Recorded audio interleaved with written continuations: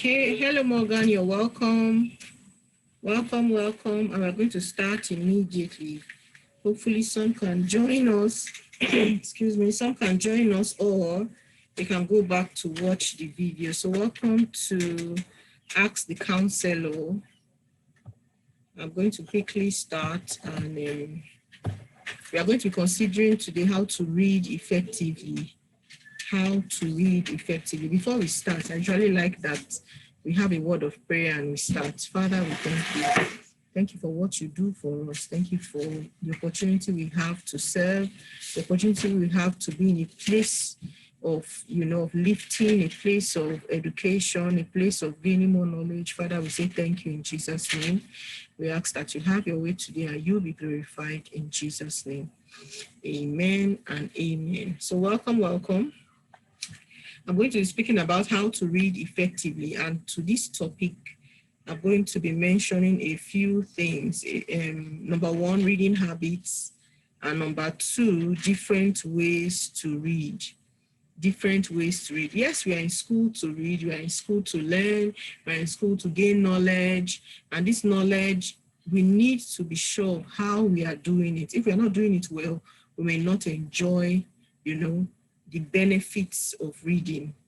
Habits are repeated behavior. So something you do today, you do it again tomorrow at the same time, you do it again at the same time the day after, and continue. That is a habit. So a habit is something you keep doing. When you keep doing something, you form a habit, and habits simply refers to repeated behavior. So to that end, I would like to also begin to speak on reading habits. Now, what are different reading habits we can form that can help us while we are in school? What are the different reading habits we can form? Number one, set a time. Have a set time for reading at any time. Have a set time for reading. As in, let it just be like, I read at 7 p.m. You can decide the time. I read at 7 p.m. every day, or I read at 8 p.m. every day.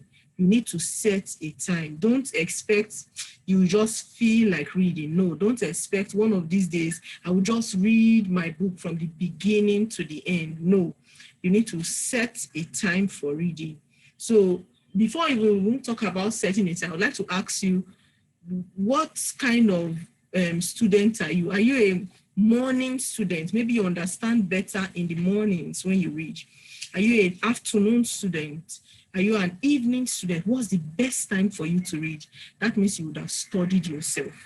You would have studied yourself to say, okay, I prefer, when I read in the morning, I get it. When I read in the afternoon, I get it. When I read in the evening, I get it. Whatever it is important you study yourself. So to that end, let me ask you, what kind of person are you? What kind of person are you? It's important that you know what kind of person you are. What works for you? Is it daytime? Is it nighttime? Is it before class? Is it after class? And it differs from person to person. What works for Mr. A may not necessarily work for Mr. B. So you need to study yourself and know what time works for you. Now, if I've studied myself, someone like me, I would prefer to read very early, very early in the morning or very late at night. Is one of the two. Very early in the morning or very late at night is one of the two. So I wake up, say 5 a.m. and decide to read from 5 to 7 or decide to read from 5 to 6. And then after, I know we have devotions in the hostel, after devotions, go back to read another 30 minutes before 7. And then you're able to put in a 1 hour, 30 minutes before the day starts. That's just amazing. So you must first understand which one works for you. Am I a night reader? Am I a morning reader? Once you choose that, then you begin to work with it. So like I said, number one is set a time. So what time works for you? Is it 5 a.m. to 5:30? If you're even consistent with 30 minutes, you'll be amazed what you can achieve in consistent 30 minutes of study. You would be amazed. So give yourself 30 minutes. You can break it down. You can say every 5 a.m. to 5:30, or you can say every 6 p.m. or sorry, 6:30 p.m. to 7:30, I read this subject. Then maybe in the night, every say 10 p.m. to 10:30, I read this subject. It's just to set a time that works for you. And once you set that time, commit yourself to be faithful to that time. One of the ways you can easily commit yourself to be faithful is by setting an alarm. Set an alarm on your phone. That's why your phone is there. Your phone is not just to watch movies or play games or something else. No, your phone is also supposed to help you. It's also leverage on the power of your phone to help you. So set alarms on your phone and say, okay, I read at 10 p.m. So at 10 p.m. your phone will ring. Better still, put your course, the course you want to read on that alarm. Let's say EDS 211, just put it there. So at 10 p.m. it just rings, EDS 211 begins to ring. You can put a special ringtone, just make it such that you know that it is time to read. Those things are important. Sometimes you may feel it's nothing, but you'll be surprised that if you keep at it, you can excel like that. So set a time and keep to it. Number 2, have a book with you most times. So even if you are strolling out in the evening, stroll out with a book. Stroll out with a book. Don't just go like that. Don't just step out like that. Always stroll out with a book. Always stroll out. Don't stroll out without a book. Because there'll be times that you are free. It could be at the cafeteria. Maybe you walk up to the cafeteria and you get there and you are really doing nothing per se. You could just open your book and begin to read. Just open your book and read. There are times that, there are free times in your day. Don't wait for a time all the time that you sit down in one place and carry the book like this and start reading. No, there are many other free times during the day that you can pick up that book and read. Many other free times during the day. So don't just, peg it to only that time. Yes, that's your set time to read, but also give yourself the opportunity or the flexibility to read during the daily activity. So yes, you've had class, but you are strolling to the cafeteria. Don't just hide all your books. Have one in your hand. When you're in the cafeteria, maybe you just flip through pages. Or you are gisting with friends. Sometimes you could just flip through pages. You'd be surprised that you pick some things. There are always 3 minutes in between your day. There are always 3 minutes that you can, you can use for your benefits. That's number 2. Number 3, very important, plan a reading timetable. So let me ask you, what are you reading today? What are you reading today? What's on your timetable for today? You've got to be reading. You've got to be reading. So have a reading timetable for yourself. Have a reading timetable. So let's say you have 15 courses, or you have 14 courses, or you have 12 courses. No matter the number of courses, plan it. Write a timetable. On Monday, I read this and this. Maybe I read this CHM 101 in the morning. I read CHM 121 in the evening. On Tuesday, I read this in the morning. On Wednesday, in the evening, I read that, and things like that. Just plan your timetable. These things are possible. These things are possible, and really, at the end of the day, it's up to you, because you are responsible for whatever it is you come out of the university with. It won't be anybody's fault at the end of the day. It will be your fault or it will be your joy. It's your choice. So make a simple timetable and say, okay, my reading timetable, customize it.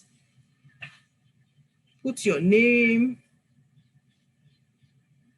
Now this one I just wrote, lessons reading timetable.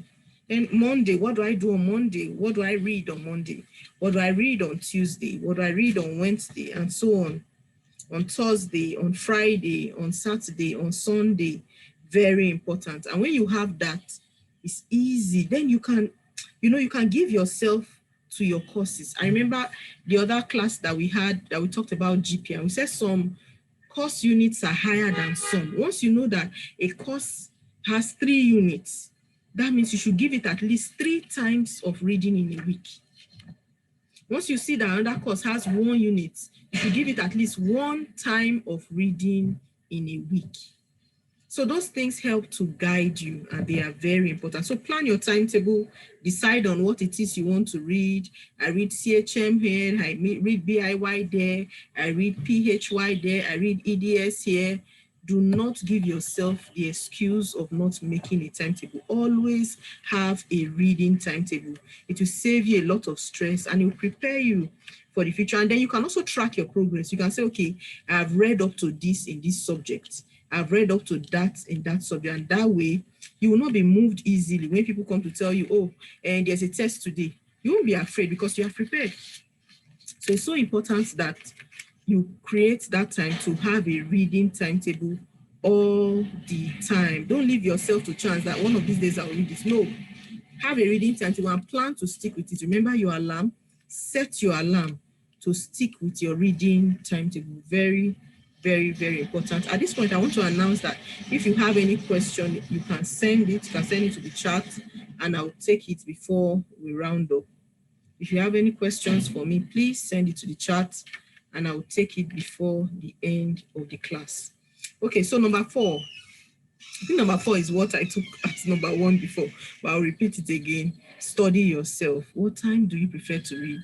Day, night, study yourself. Then what else? What kind of environment do you like to read? Some people can read in a noisy environment. I, for one, I can read in any environment. If it's quiet, I can read, but I can also sleep.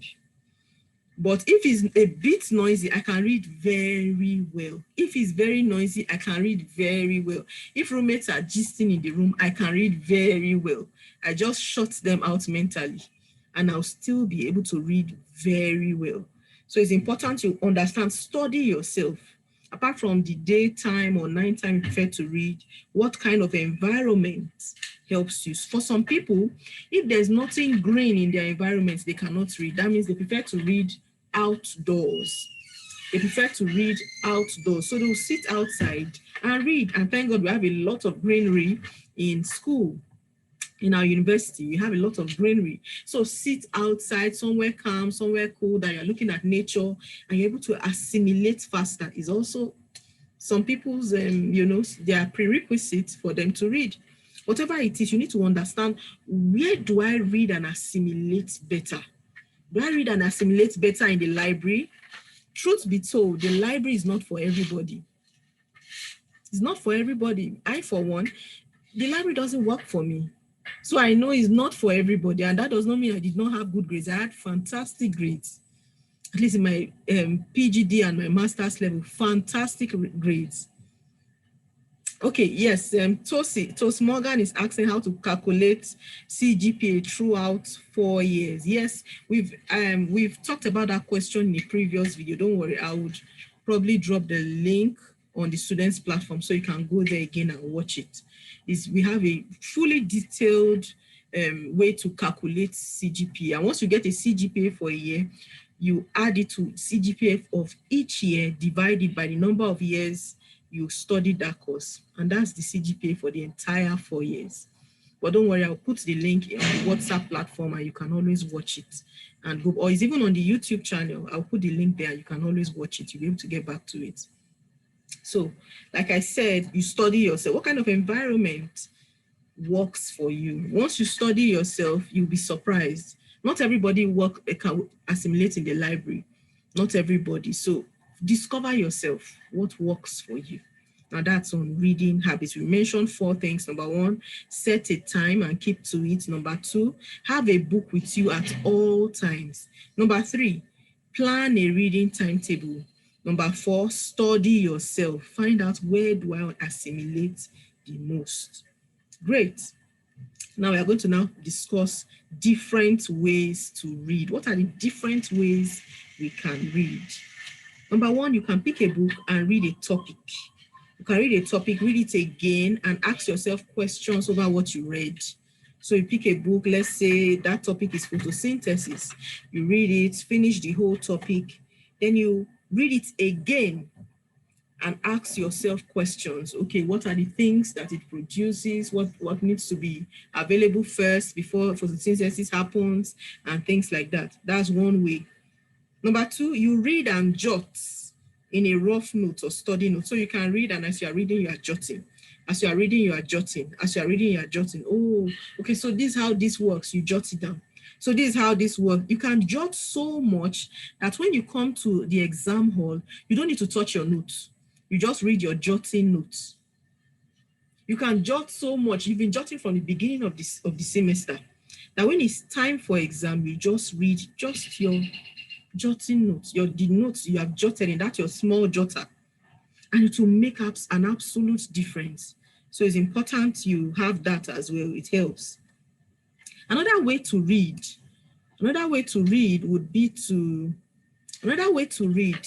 is to read into your phone and save it on a sound recorder. Like I said before, I said your phone can work for you. Your phone is not only to communicate with people. Your phone is not only to gist, to laugh, to share pictures. Your phone can also work for your good. By that, what do I mean? I mean that you can use your phone to help your destiny, to help your education. Simple. Read your notes, because some people are auditory learners. Auditory meaning they learn by what they hear. So you can use your phone, record your notes into your phone, and then listen to it. All the time that you plug that AirPod or plug that earpiece into your ear, you could just be listening to your notes. Imagine if you, instead of listening to those songs, those something funny or something just relaxing all day, imagine if you are listening to all your notes here. Imagine if you are listening to all your notes here. What difference would it make if a lecturer walk into class and just give you an impromptu test? You would be ready.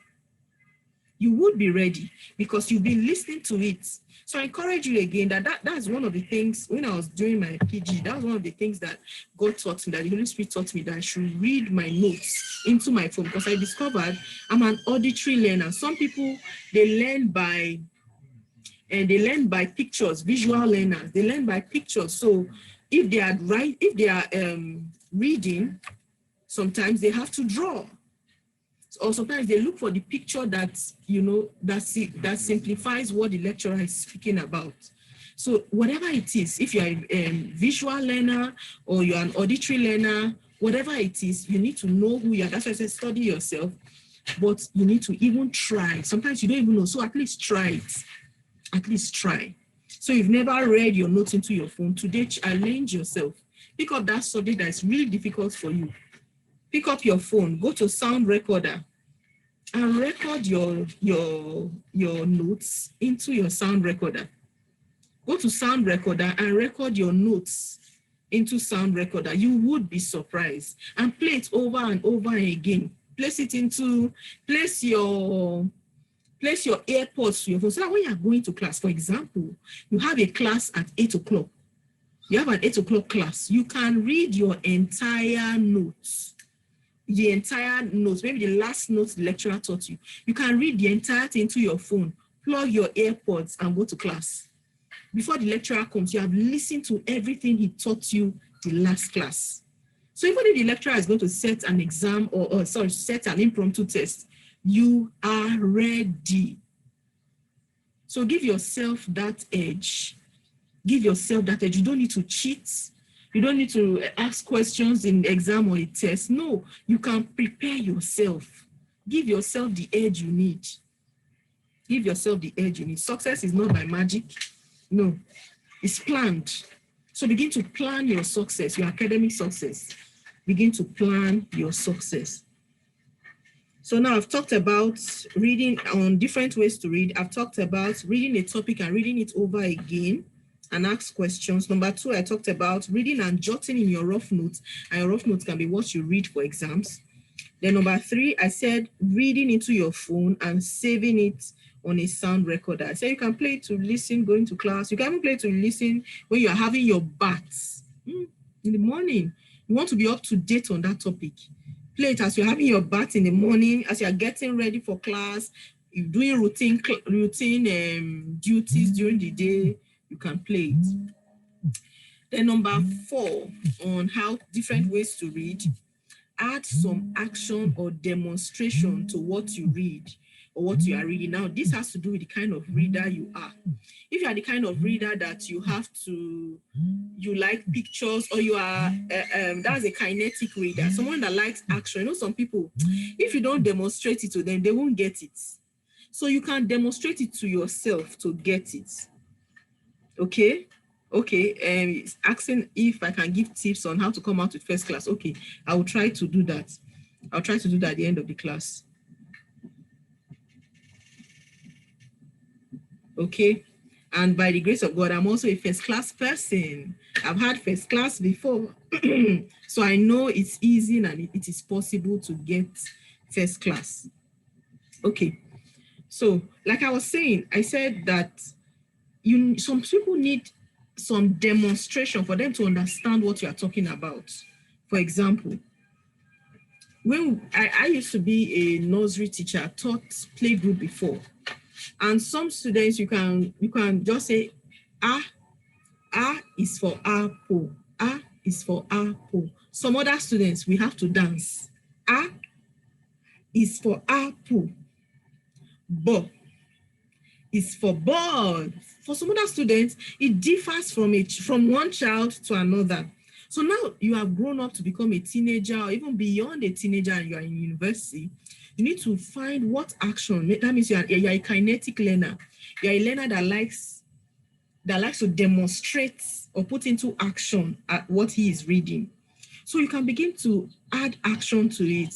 Let's say you are reading a course that has to do with okay, we don't have law in our school yet, but you're reading a course, let me see, marketing. You're reading a course on marketing, very easy. You can just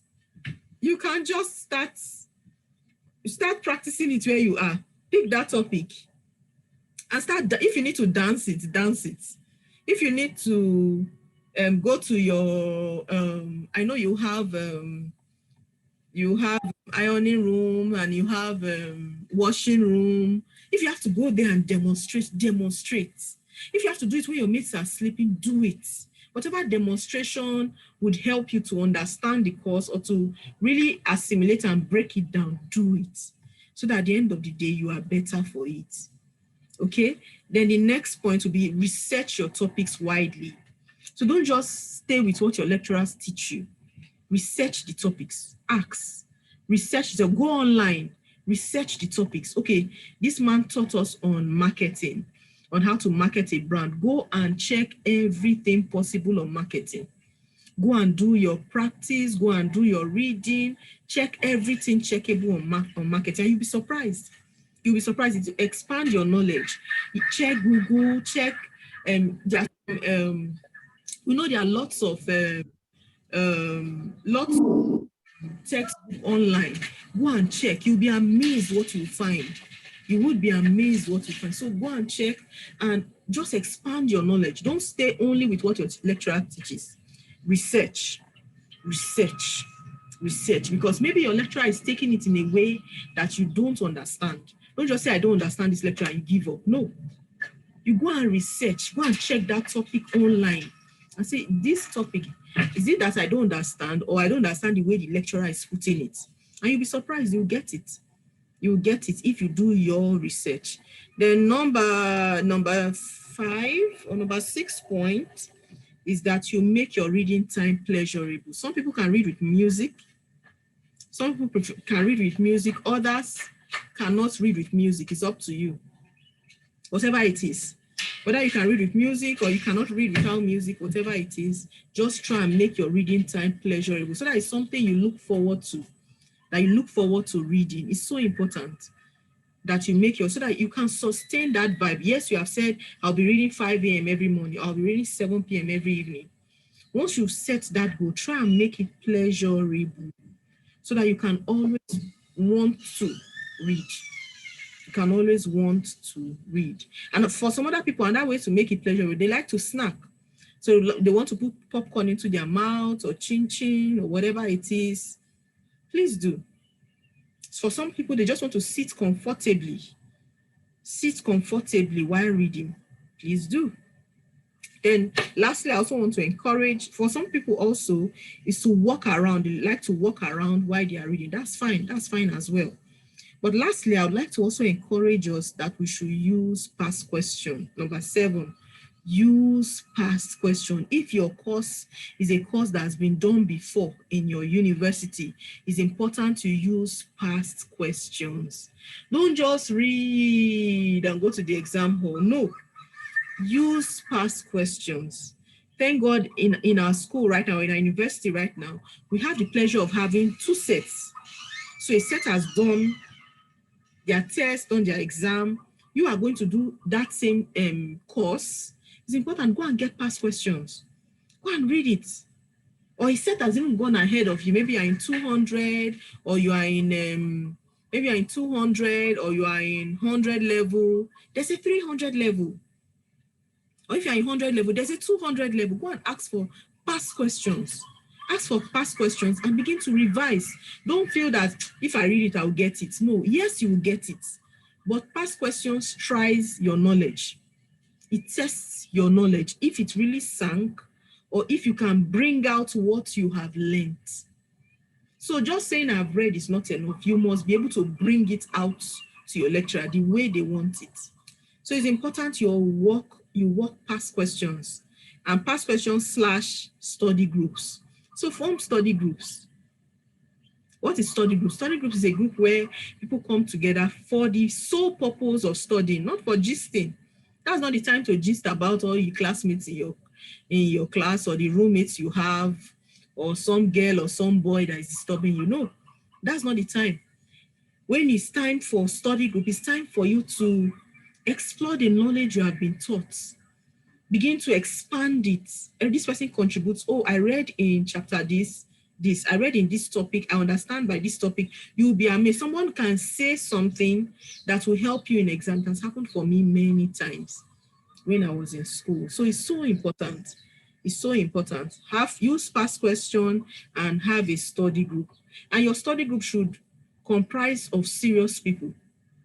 Very important. Don't go into a study group, or don't form a study group with people that will not show up. No. Even if it's online, you can have a study group online. So you agree for, okay, by 8 p.m. we do, let me use EDS, for example. We do EDS 102 by 8 p.m., 8 to 8:30. That time, everybody must be there at 8 p.m. No stories. No, I forgot. No. You are serious about your life because you have a goal to achieve. So those are my points today. I've spoken about reading habits. I've spoken about different ways to read, and that will be it for today. So now I'd like to answer one of the questions that Toast Morgan asked. He asked about tips on how to come out with a first class. I know I'd spoken a little bit about it on the previous video, and I will link it up. I'll send it to the WhatsApp chat. But beyond that, I'd like to also explain very quickly. Very quickly, I'd like to explain. Okay, so Morgan is Janet. Okay, nice. Welcome, Janet, once again. Okay, so one of the things I would like to explain is that for you to get first class is not something that jumps on people or just happens. No. First class is planned. There's nobody that got to first class just like that, found themselves there. No, it is planned. So I will ask you, what's your plan? If your plan is to have first class, imagine it. Let's create an imagination in your mind. Imagine that on the day of my graduation, well, I'm sure we're there for matriculation, we saw what happened, but imagine graduation. Graduation is even a grander event. On the day of my graduation, they would call me out. They would give me a gift. They will announce that I'm the best graduating student, or I'm one of those that finished with a first class in accounting, in nursing, in computer science, whatever your course is. So the first thing I will tell you, if you want to come out with first class, is imagine the day of your graduation. Imagine it. Imagine how people would look at you. Imagine how you will stand, where you will stand. Imagine the honor that will come to your parents. So the first thing is imagination. Have a clear imagination about what that day will look like. That's one. Number two, once you have that imagination, now plan. What would it take to get me there? Sit down with yourself and say, what would it take for me to have a first class, to be on that stage that day and they are clapping for me? What would it take? You write it down. It means all assignments will be done, not some. It means you would do all you can to make sure you submit every assignment. It means you will have a reading timetable and you will read consistently. You will read consistently, preparing for your courses. It means that you would also be a student that reads past questions, that does study groups. You know, you'll be a student that has a consistent reading habit. You write it down. So you draw your reading timetable. You have a reading habit, have alarms on your phone that remind you to read different courses, and you stick to it. Another point that some people always forget also is that you'll be a kind of student that her friends or her colleagues or his colleagues or his friends, they are all serious people. Okay, I'll come to your question. You said if you are not in Trinity University again, how can you cope? Okay, I'll come to your question. So your friends, your colleagues, those people you roll with, they must have the same regard, the same plan for education. They may not want to have a first class, but they are serious about getting a good grade. It's important. You cannot get first class and all your friends, everybody close to you are struggling with third class. It doesn't work that way. They'll pull you down. They'll always look for something interesting that will take your attention when you should be reading or doing something that will help your education. So with this point, if you consistently follow it, you'll be surprised. And of course, another point will be good character. So don't be on the wrong side of the law. Because if you're on the wrong side of the law, first class will be difficult. Check out everybody that has had first class till now. They are not on the wrong side of the law. They are not. So that means the rules that your school has, you do your best to follow it so that nothing will stop that vision. Nothing would spoil that image you've imagined in your mind from coming to pass. Remember, it's calculated. First class does not come by I want to have first class. It's what everybody says, but how many people have it? You must work towards it, and if you do, you'll be fine. So someone is saying that she's no longer in Trinity University, so how can she cope? The principles are universal. Whatever university you are in, these principles are universal. They will work in Lagos, they will work in London, they will work in Australia. It's the same principles. It's the very same principles. Wherever you are, whatever school you go to, it is the very same principles. So as far as you are in education or you want to excel academically, these are the very same principles that will help you excel. You know, reading is non-negotiable for a student, non-negotiable. As far as you put in your best, you can be sure that you will do well. And of course, you work with people. If you don't understand the lecture, research. Don't drop everything on your lecturer and say, hey, my lecturer doesn't teach me, I don't understand. No, you do your research. You join study groups. You talk with other colleagues. How are you learning? What are you doing differently? And you'll be surprised that you can come out of any rut you find yourself. So thank you so much. I trust that you learned something today. But before I go, I always remind young people, keep yourself pure. Keep yourself pure.